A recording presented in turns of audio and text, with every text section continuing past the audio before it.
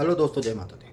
दोस्तों, आसिम मुनीर एक बार फिर भारत को धमकी दी। इस समय वो अमेरिका पहुंचा हुआ है और उसने कहा कि भारत अगर डैम बनाएगा तो हम 10 मिसाइल मार के डैम को तोड़ देंगे। दोस्तों, इस पागल इंसान को ये नहीं पता है कि डैम बनना इतना आसान नहीं होता। डैम बनने में कम से कम 20 साल लग जाएंगे, पहली चीज़। दूसरी चीज़, 20 साल तक तुम पता नहीं जिंदा रह पाओगे कि नहीं रह पाओगे। जिस तरीके से तुम्हारी करतूतें चल रही है, अगर भारत की नज़र टेढ़ी हो गई तो बेटा तुमको मिनटों नहीं लगेगा मारने।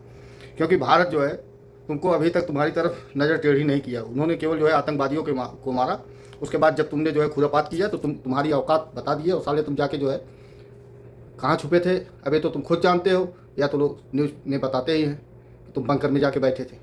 जब तक भारत की सेना वहाँ तांडव मचा रही थी, तुम बंकर से बाहर नहीं निकले। दोस्तों, इस आदमी को ये नहीं पता है। चलिए ठीक है, तो भारत डैम बनाया और तुमने तोड़ दिया मिसाइल मार के। भारत का क्या नुकसान हुआ? पैसे का। लेकिन जब डैम टूटेगा तो तुम्हारे कम से कम 10 लाख आदमी उस पानी के बहाव में डूब जाएंगे। नुकसान किसका हुआ?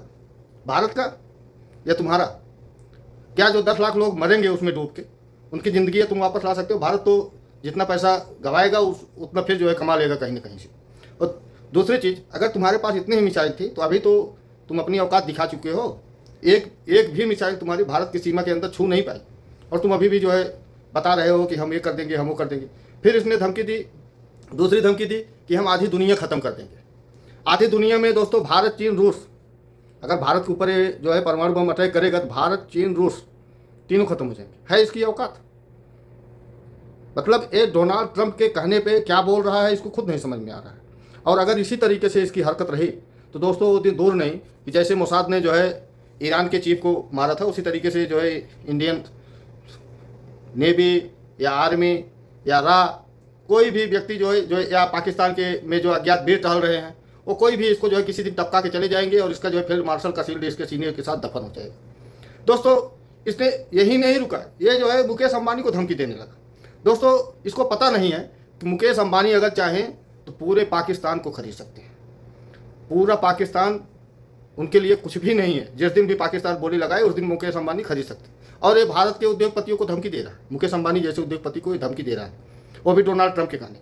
इसको पता नहीं है कि जब भारत मारना शुरू करेगा डोनाल्ड ट्रंप कुछ नहीं कर पाएगा। डोनाल्ड ट्रंप की औकात नहीं है कि वो बीच में आके कुछ करे। और नहीं तो आप लोग देख लीजिए, डोनाल्ड ट्रंप टैरिफ की धमकी देते चला आ रहा है। अभी 50% पे गया, वो 100% लगा दे, क्या होगा भारत के ऊपर? भारत का क्या होगा आप बताइए?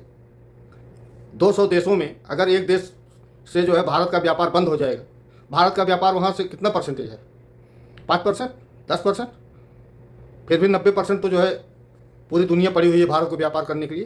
दोस्तों सोचिए, जिस ट्रंप से ब्राज़ील का प्रधानमंत्री नहीं डर रहा है तो भारत क्या डरेगा? और फिर भारत तो आज उस स्थिति में है कि वो अपने आप को पूरे दुनिया के किसी भी देश के सामने सरेंडर करने के योग्य मतलब कतई है ये नहीं।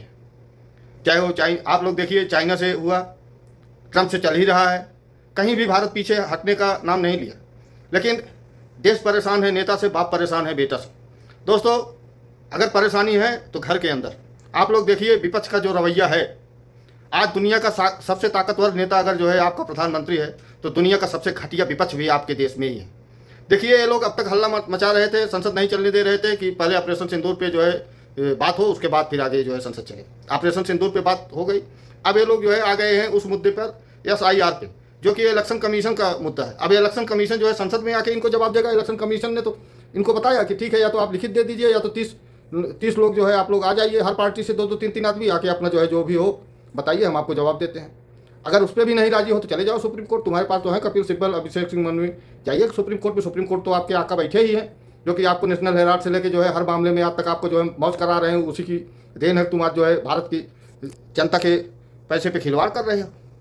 दोस्तों सोचिए कि मणिशंकर अय्यर, राहुल गांधी, जितने भी कांग्रेसी नेता हैं, सब पाकिस्तान के सपोर्ट में बात कर रहे हैं। अब तक ये चाइना के बाद गोद में बैठे थे, अब डोनाल्ड ट्रंप की गोद में बैठ गए हैं। क्योंकि गंगाराम बड़ाई साथ वहाँ बैठा हुआ है ना अमेरिका में, उसने डोनाल्ड ट्रंप से अपना साठगांठ करवा दिया है।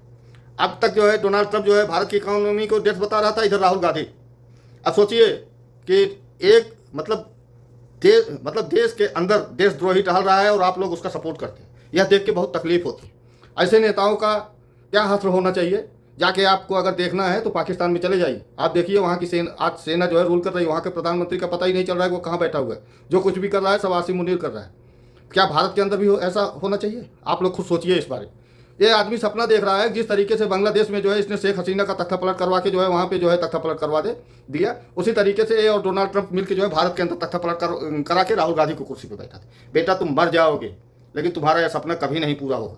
जो होना था वो हो गया, अब आगे ऐसा कुछ भी नहीं होने वाला है। तुम भविष्य में अब जो है कभी भी जो है भारत के प्रधानमंत्री, हाँ सांसदी तो तुम जीत सकते हो क्योंकि तुम्हारे पास जो है इतने चमचे हैं जो देश के गद्दार तुमको वोट देते हैं, इसलिए तुम सांसदी तो जीत सकते हो, लेकिन तुम इतना सीट कभी भी नहीं पाओगे कि तुम जो है भारत के प्रधानमंत्री बन पाओ। दोस्तों इन लोगों के पास कोई मुद्दा ही नहीं। अगर मुद्दा होता तो आप लोग जाइए संसद के अंदर जो है उसको रखिए, सरकार और जनता दोनों को बताइए। लेकिन ये लोग जो भी तथ्य रख रहे हैं 2 घंटे के अंदर या तो जनता जो है उसका जो है खंडन कर दे रही है या तो इलेक्शन कमीशन खंडन कर दे रहा है। मतलब इनके पास कोई जवाब ही नहीं है, ना ही इनके पास कोई प्रश्न है। ये लोग केवल नाटक कर रहे हैं। सबसे बड़ा नाटक इन लोग का केवल चल रहा है कि ये लोग अब जेल जाने वाले हैं, माँ बेटे और इनका जीजा तीनों अब जेल जाने वाले हैं। और समय अब दूर नहीं कि तीनों जो है बहुत जल्द जो है सलाखों के अंदर होंगे। लेकिन ये जो है हमारे देश की सरकार और हमारे देश की न्यायपालिका की देन है कि ये लोग जो है देशद्रोही का काम करते हुए भी देश के अंदर खुला डाल रहे हैं। और दूसरा देश होता तो अब तक हथकड़ी डाल के इनको जो है कालकोठरी में डाल दिया गया होता, अब तक नामो निशान मिट गया होता। इनकी औकात नहीं होती कि देश के खिलाफ जो है ऐसा कुछ बोलते। दोस्तों वीडियो अगर अच्छा लगा हो तो चैनल को लाइक करिए, सब्सक्राइब करिए और वीडियो को जितना ज़्यादा हो सके शेयर करिए। जय हिंद, जय भारत।